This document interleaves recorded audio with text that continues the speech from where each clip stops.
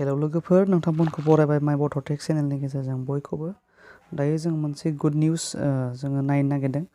जोंहा Assam direct रिक्रुटमेन्टनि interview जानानै थांनाय क्लास 3 एबा ग्रेड 3नि रिजाल्टआ फैगौ एबा होसिगोन। जोङो बेखौ माब्ला डिक्लेयार खालामदों जोङो नायनोसै, जों माब्ला नायनो मोनगोन एबा एग्जामखौ जोङो बबे समाव खयथासोआव जों नायनो हागोन, बेनि माखासे टाइमखौ एबा डेटखौ जों नायनो। जोङो बेवहाय रिजाल्टखौ फैगौ 6 नभेम्बर फुंनि AM आव क्लास 3 एबा ग्रेड 3नि रिजाल्टखौ होगोन होननानै बुंदों लोगोफोर। 6 नभेम्बर 2022 बाहाय नुदों, जों नुनो मोनदों।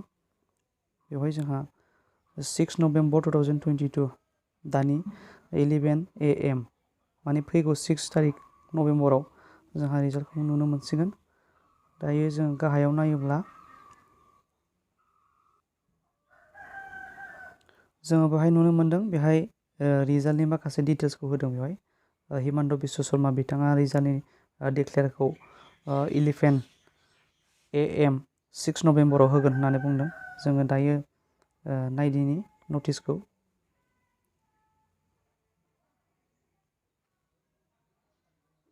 नोंथाङा नायदो, बेवहाय नुनो मोनबाय नटिस बियो जों जाय OMR सिटआव जों अफलाइन जोङो एग्जाम होनो मोनदोंमोन क्लास 3 एबा ग्रेड 3नि थाखाय, बेनि एग्जामखौ जोङो नैबे अफिसियेल वेबसाइट seva.online.org.